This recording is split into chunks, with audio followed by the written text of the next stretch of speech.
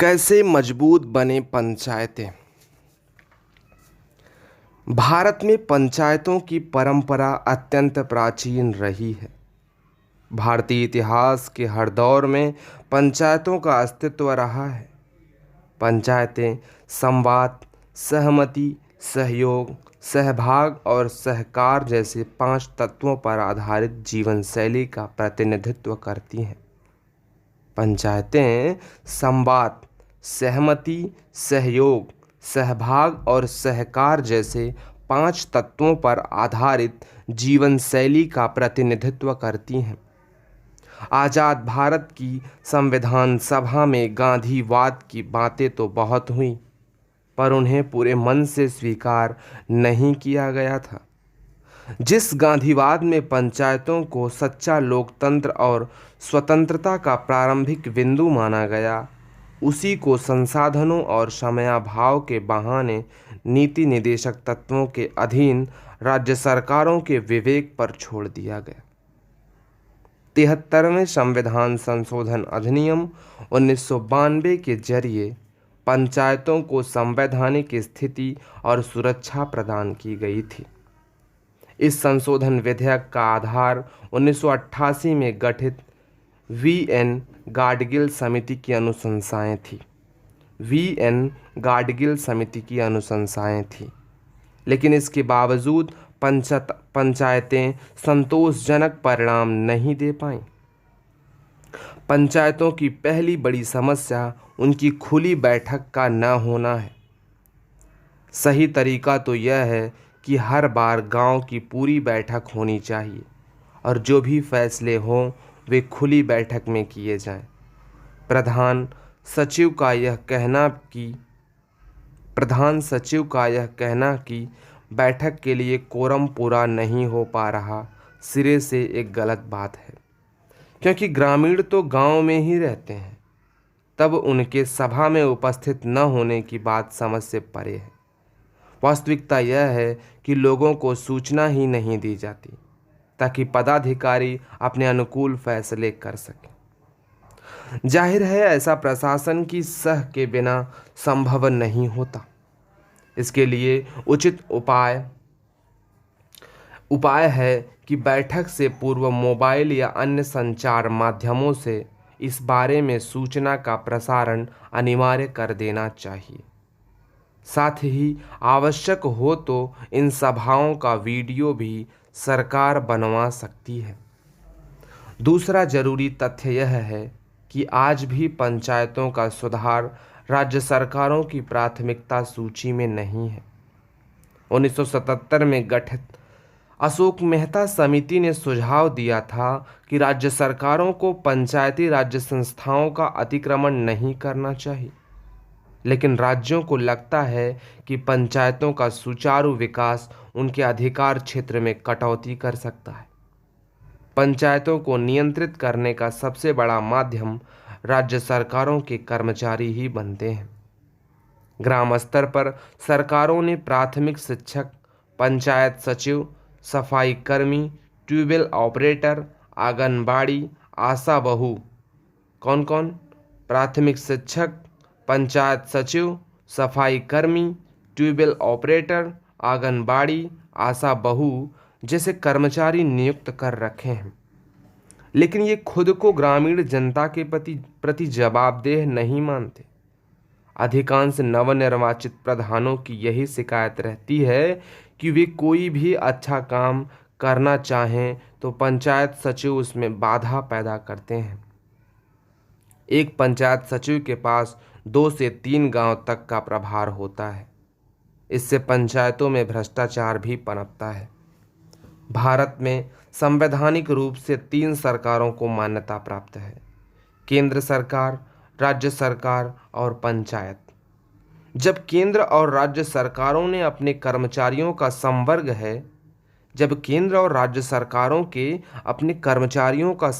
है, तो ग्रामीण सेवाओं के लिए भी एक अलग संवर्ग बनाना चाहिए।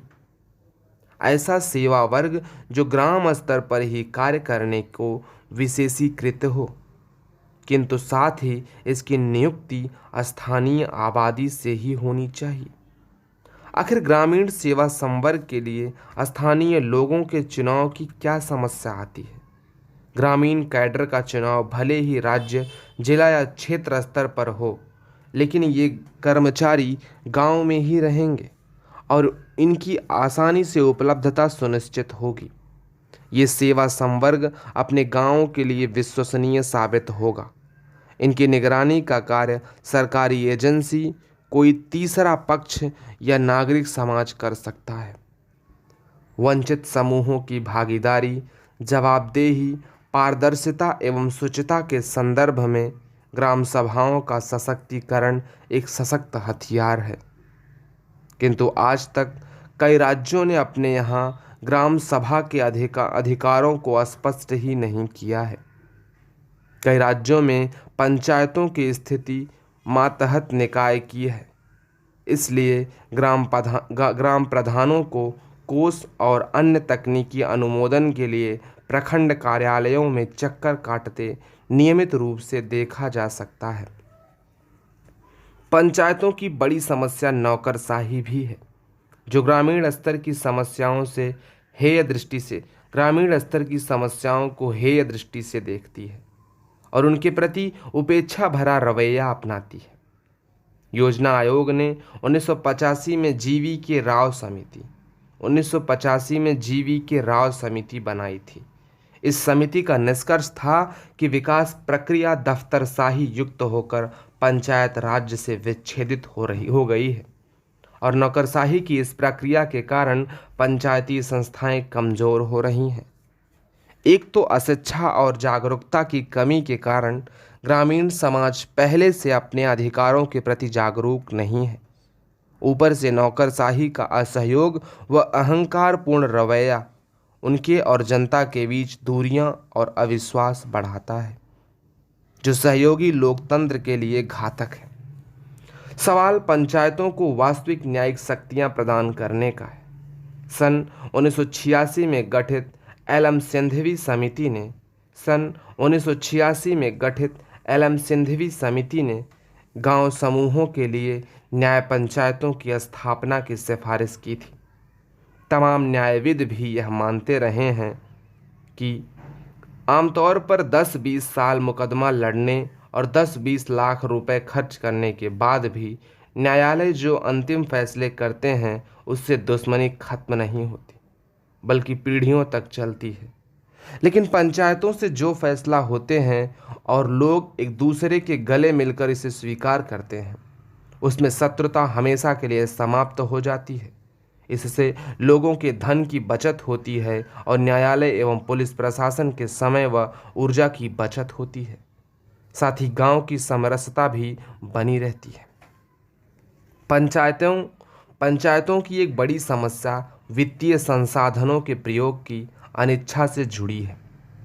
निसंदेह पंचायतों के पास सीमित वित्तीय अधिकार हैं, किंतु उन्हें महत्वपूर्ण शक्ति के रूप में बाजार, मेलों, अन्य उपलब्ध सेवाओं जैसे सार्वजनिक शौचालयों के लिए कर संग्रहण की शक्ति के साथ ही संपत्ति पर भी कर लगाने का अधिकार प्राप्त है। लेकिन असलियत यह है कि बहुत कम पंचायतें अपने इन वित्तीय अधिकारों का प्रयोग कर पाती हैं। असल में पंचायत प्रतिनिधियों के लिए अपने समाज के लोगों से कर वसूलना कठिन काम होता है। इससे उनके निजी संबंधों के प्रभावित होने की आशंका रहती है।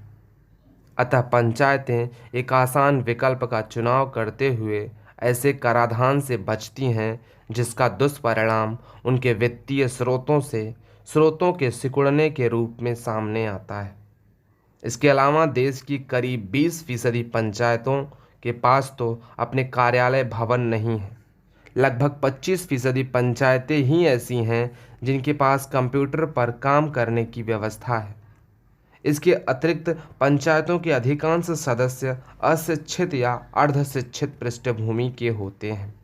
इस कारण वे अपने दायित्वों, अधिकारों और पंचायतों की कार्यप्रणाली से प्रायः अनभिज्ञ रहते हैं। इससे भी ग्राम पंचायतों की कार्य निष्पादन क्षमता पर प्रतिकूल प्रभाव पड़ता है।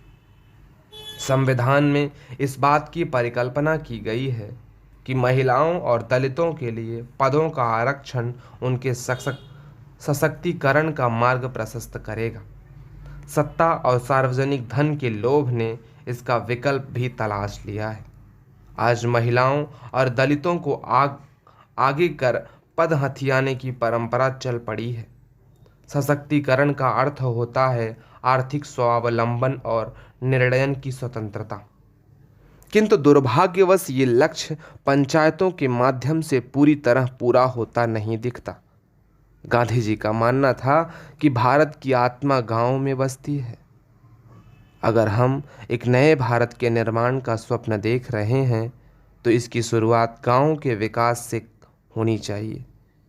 इस विकास का माध्यम तीसरी सरकार यानी पंचायतें ही बन सकती हैं। अतः पंचायतों के विकास की अनदेखी नए भारत के निर्माण के लिए घातक साबित होगी। धन्यवाद।